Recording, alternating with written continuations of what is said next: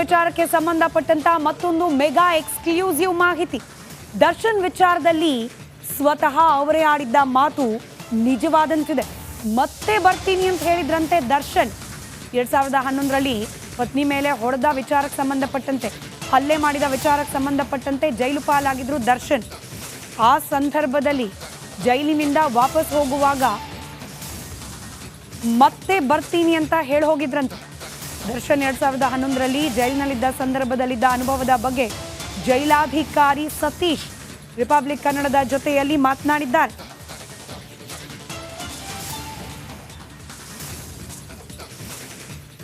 ರೇಣುಕಾಸ್ವಾಮಿ ಕೊಲೆ ಕೇಸ್ನಲ್ಲಿ ನಟ ದರ್ಶನ್ ಅವರು ಜೈಲು ಸೇರಿದ್ದಾರೆ. ಅವರು ಇದೇ ಮೊದಲ ಬಾರಿಗೆ ಜೈಲು ಪಾಲಾಗಿರಲಿಲ್ಲ. 2011ರಲ್ಲೂ ಕೂಡ ಜೈಲು ಸೇರಿದ್ರು.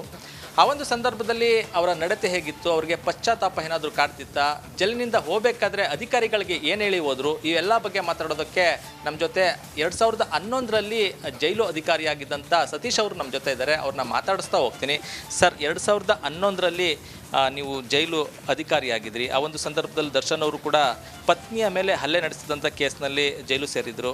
ಅವರ ನಡತೆ ಹೇಗಿತ್ತು, ಯಾವ ರೀತಿ ನಡ್ಕೊಳ್ತಿದ್ರು ಜೈಲಿನಲ್ಲಿ? ಮೊದಲು ಒಂದೆರಡು ದಿವಸ ಹಾಸ್ಪಿಟ್ಲಿಗೆ ಹೋಗಿ ಬಂದ ನಂತರ ಟೆನ್ಷನ್ ಇದ್ದಿದ್ದು ಕಡಿಮೆ ಆದ ನಂತರ ಓಡಾಡ್ಕೊಂಡಿರ್ತಿದ್ರು. ನಂತರ ಮೊದಲ ಭೇಟಿ ಅಂತ ಹೇಳಿದ್ರೆ ಅವರ ಶ್ರೀಮತಿ ಬಂದರು, ಮಗನೂ ಕರ್ಕೊಂಬಂದಿದ್ರು. ಇಬ್ಬರು ಒಂದು ಸ್ವಲ್ಪ ಹೊತ್ತು ಕಣ್ಣೀರು ಹಾಕಿದ್ರು. ನಂತರ ಆ್ಯಕ್ಚುಲಿ ಹೇಳಬೇಕು ಅಂದರೆ Vijayalakshmi she is A very good lady.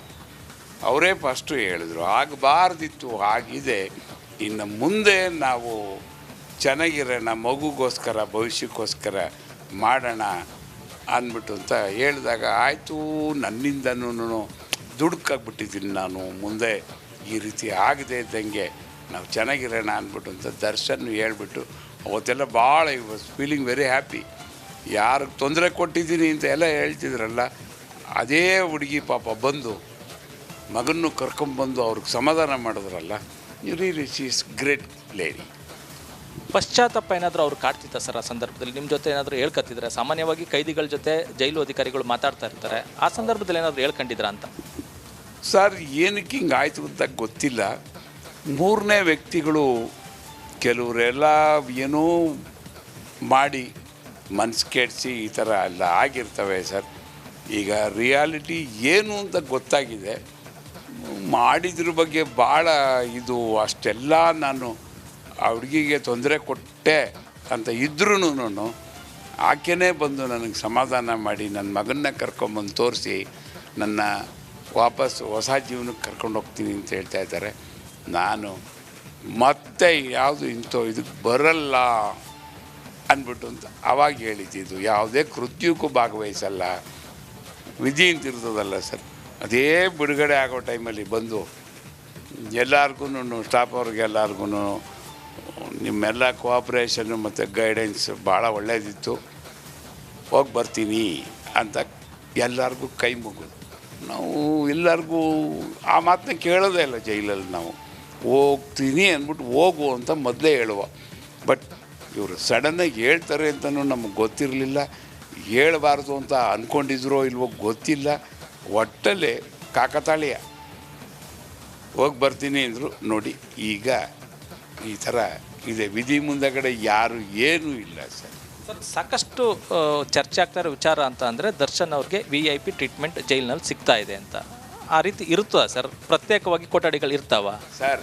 ಒಬ್ಬರು ಚೀಫ್ ಮಿನಿಸ್ಟ್ರೋ, ಪ್ರಧಾನಮಂತ್ರಿನೋ, ಮಿನಿಸ್ಟ್ರೋ ಯಾರು ಬಂದಾಗ ಕೋರ್ಟಲ್ಲಿ ಕ್ಲಾಸ್ ಪ್ರಿಸ್ನರ್ ಅಂತ ಬರೀಬೇಕು ಸರ್. ಇನ್ನು ಊಟ ತಿಂಡಿ ಎಲ್ಲನೂ ಅವ್ರ ರೂಮ್ಗೆ ಜೈಲಲ್ಲಿ ಏನು ಮಾಡ್ತಾರೆ ಅದನ್ನು ತೊಗೊಂಬಂದು ಕೊಡ್ತಾರೆ. ಒಂದು ಅಂದರೆ ದರ್ಶನ್ ಅವರು ಮನೆ ಊಟಕ್ಕೆ ಬೇಡಿಕೆ ಇಡ್ತಾ ಇದ್ದಾರೆ. ಆದರೆ ಮನೆ ಊಟ ಕೊಡೋದು ಎಷ್ಟು ಸರಿ? ಜೊತೆಗೆ ನೀವು ಜೈಲು ಅಧಿಕಾರಿಯಾಗಿದ್ದವರು, ಈ ಥರದ್ದು ಏನಾದರೂ ಪದ್ಧತಿ ಇದೆಯಾ ಏನು ಸರ್? ನಮ್ಮ ಮ್ಯಾನ್ಯುಯಲಲ್ಲೇ ಇದೆ. It's discretionary power of the superintendent. ಜೊತೆಗೆ ಈ ಥರ ಬಂದಾಗ ನ್ಯಾಯಾಲಯದಲ್ಲಿ ಕೇಳ್ಕೊತಾರೆ. ಇಲ್ಲಿ ನಮ್ಮಲ್ಲಿ ಸೆಕ್ಯೂರಿಟಿ ಹೇಳ್ಬಿಟ್ಟು, ನೋಡಪ್ಪ ನೀನೊಬ್ಬನಿಗೆ ಊಟ ತರಿಸಿದ್ರೆ ನಿನ್ನ ಜೊತೆಲಿರೋರು ಎಲ್ಲರೂ ಕೇಳ್ತಾರೆ ಊಟ, ಇಲ್ಲ ನೀನೇ ಅಷ್ಟು ಜನಕ್ಕೂ ತರಿಸ್ಕೊಡ್ತೀನಿ ಅಂದರೆ ಅಷ್ಟನ್ನೆಲ್ಲ ಚೆಕ್ ಮಾಡಿ ನೋಡಿ ಬಿಡೋಕ್ಕೆ ನಮ್ಮಲ್ಲಿ ಜನನೂ ಕಡಿಮೆ ಇರ್ತಾರೆ. ಒಬ್ಬಳೇ ವ್ಯಕ್ತಿ ಆಗಿದ್ದಿದ್ರೆ ಅದೊಂಥರ ಇರ್ತಿತ್ತು. ಈಗ ಜೊತೆಲಿರೋರೆಲ್ಲ ಅಷ್ಟೊಂದು ಜನ ಅವರೇ, ಅಲ್ಲಿ ಬೇರೆ ಬೇರೆ ಹುಡುಗರೆಲ್ಲ ಹೇಳ್ಕೊಡ್ತವೆ, ಇದೇನ ನಿಮ್ಮ ಬಾಸು ಅವರೊಬ್ಬರೇ ಊಟ ತರಿಸ್ಕೊತಾವ್ರೆ, ನಿನಗೇನಿಲ್ವಾ. ಕೊನೆಯದಾಗಿ ಸರ್, ದರ್ಶನ್ ಅವ್ರಿಗೆ ಏನು ಹೇಳ್ತೀರಿ ಅಂತಂದರೆ, ಸಾಕಷ್ಟು ವರ್ಷಗಳ ಜೈಲಲ್ಲಿ ಕೆಲಸ ಮಾಡಿದ್ದೀರಿ, ಸಾವಿರಾರು ಕೈದಿಗಳನ್ನ ನೋಡಿರ್ತೀರಿ, ಈ ಸಂದರ್ಭದಲ್ಲಿ ದರ್ಶನ್ ಅವ್ರಿಗೆ ಏನು ಹೇಳ್ತೀರಿ? Sir, man is the child of circumstances. ಮಾನವ ಪರಿಸ್ಥಿತಿಯ ಕೈಬೊಂಬೆ ಸರ್, ಮಾನವ ಪರಿಸ್ಥಿತಿಯ ಕೈಬೊಂಬೆ. ಆಗಬಾರ್ದಿತ್ತು, ಆಗಿದೆಯೋ ಅವ್ರ ದರ್ಶನ್ ಅವರ ವಿಚಾರಕ್ಕೆ ಸಂಬಂಧಪಟ್ಟಂತೆಯೇ ಮತ್ತೊಂದು ಎಕ್ಸ್ಕ್ಲೂಸಿವ್ ಸಂದರ್ಶನ ರಿಪಬ್ಲಿಕ್ ಕನ್ನಡಕ್ಕೆ ಲಭ್ಯವಾಗಿದೆ. ಇತ್ತೀಚೆಗಷ್ಟೇ ಪರಪ್ಪನ ಅಗ್ರಹಾರ ಜೈಲಿಗೆ ಹೋಗಿ ದರ್ಶನ್ ಅವರನ್ನ ಮಾತನಾಡಿಸ್ಕೊಂಡು ಬಂದಿದ್ದ ಹಿರಿಯ ನಟ ವಿನೋದ್ ರಾಜ್ ರಿಪಬ್ಲಿಕ್ ಕನ್ನಡದ ಜೊತೆಯಲ್ಲಿ ಮಾತನಾಡಿದ್ದಾರೆ. ಮೃದು ಸ್ವಭಾವದ ವ್ಯಕ್ತಿ. ನಮ್ಮ ಮನೆಗೆ ತಾಯಿನ ಮಾತನಾಡ್ಸಲಿಕ್ಕೆ ಬಂದ ಸಂದರ್ಭದಲ್ಲಿ ಹೀರೋ ಅಂತಂದ್ರೆ ಇಲ್ಲ, ನಾನು ವಿಲನ್ ಅಂತ ಹೇಳ್ದವ್ರು. ಅಷ್ಟು ಮೃದು ಸ್ವಭಾವದ ವ್ಯಕ್ತಿ ಹೀಗೆ ಯಾಕೆ ಮಾಡಿಕೊಂಡ್ರು ಅನ್ನೋ ಅನುಮಾನ ಇದೆ. ರಿಪಬ್ಲಿಕ್ ಕನ್ನಡದ ಜೊತೆಯಲ್ಲಿ ವಿನೋದ್ ರಾಜ್ ಎಕ್ಸ್ಕ್ಲೂಸಿವ್ ಸಂದರ್ಶನ. ಅವರೊಬ್ಬರು ಕಲಾವಿದರಾಗಿ ನನಗೆ ಕಲಾವಿದರಲ್ಲಿ ಆ ಒಂದು ಸ್ಥಾನದಲ್ಲಿರುವಂಥ ವ್ಯಕ್ತಿ ನನ್ನನ್ನು ಅಷ್ಟು ಆಪ್ಯಾಯಮಾನವಾಗಿ, ಅಷ್ಟು ಪ್ರೀತಿಯಿಂದ ತನ್ನ 25ನೇ ವರ್ಷದ ಒಂದು ಸಂಭ್ರಮಾಚರಣೆಗೆ ಅದೆಲ್ಲ ಕರೆದಿದ್ದು, ನನ್ನ ಹತ್ರ ಮಾತಾಡಿದ್ದು, ಅಪ್ಪ ಅಭಿಷೇಕ್ ಗೌಡ್ರಿಗೆ ಹೇಳಿದ್ದು, ಅಣ್ಣನ ನೋಡ್ಕೋಬೇಕು ನೀನು, ಅಪ್ಪ ಹುಷಾರಾಗಿ ನೋಡ್ಕೋಬೇಕು, ಫೋನ್ ಮಾಡಿದ್ರೆ ನೀನು ಅಲ್ಲಿರ್ಬೇಕು, ನೀನು ಮಾಡೋಣ 12 ಗಂಟೆ ರಾತ್ರಿ ನಾನು ಇರ್ತೀನಿ. ಇದೆಲ್ಲ ಈ ಮಾತುಗಳೆಲ್ಲ ಕೇಳಿದಾಗ ಏನಾಗುತ್ತೆ, ನೋವಾಗುತ್ತೆ ರೀ ಮನಸ್ಸಿಗೆ ಪಾಪ. ಅದು ನನ್ನ ತಾಯಿಯವರನ್ನೇ ಅವರು ದರ್ಶನ್ ಅವ್ರು ನೋಡೋಕೆ ಬಂದಾಗ ಅದನ್ನೇ ನನ್ನ ಕಾಲಿಗೆ ಬಿದ್ದರು. ಸರ್ ಅಪ್ಪ ಏನಪ್ಪ ಹೀರೋ ಅಂತಂತ ಹೇಳಿದ್ರೆ, ನಾನು ವಿಲ್ಲನ್ ಸರ್, ನೀವು ಹೀರೋ ಸರ್ ಅಂತ. ಇಷ್ಟು ಮೃದು ಮನಸ್ಸಿರುವಂಥ ಅಪ್ಪಾಜಿಗೆ ಹೇಗೆ ಹಿಂಗಾಯ್ತು ಅವ್ರಿಗೆ ಪಾಪ ಅಂತ ನನಗೆ ಭಾರಿ ನೋವು. ಮನೇಲಿ ಬಂದು ಅಮ್ಮನ ನೋಡ್ಕೊಂಡು ಅಮ್ಮನ ಹತ್ರ ಮಾತಾಡಿಸಿ, ಅಮ್ಮ ಕಣ್ ತೆಗ್ದಂಗೆ ನೋಡಿ ಮಾಡಿಕೊಂಡು ಅವ್ರು ಗುರ್ತಿಸಿದ್ರು ಪಾಪ. ದರ್ಶನ ಗುರ್ತಿಸಿದ್ರು. ಎಲ್ಲೆಲ್ಲ ತೊಂದರೆ ಕೊಡಬೇಡಿ, ಮಾತಾಡ್ಸೋಕೆ ಹೋಗ್ಬೇಡಿ ಅಮ್ಮ, ರೆಸ್ಟ್ ತಗೊಳ್ಳಿ ಅಂತ ಹೇಳಿದ್ರು. ಅವರೊಬ್ಬರು ಕಲಾವಿದರಾಗಿ ನನಗೆ ಕಲಾವಿದರಲ್ಲಿ ಆ ಒಂದು ಸ್ಥಾನದಲ್ಲಿರುವಂಥ ವ್ಯಕ್ತಿ ನನ್ನನ್ನು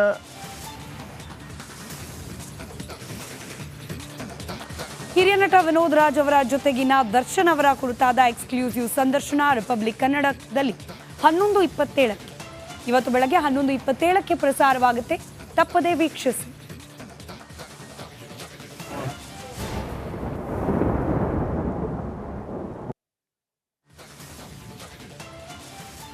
ಇದೀಗ ನಿರ್ಧರಿಸಿದ್ದಾರ ನಾಯಕರು.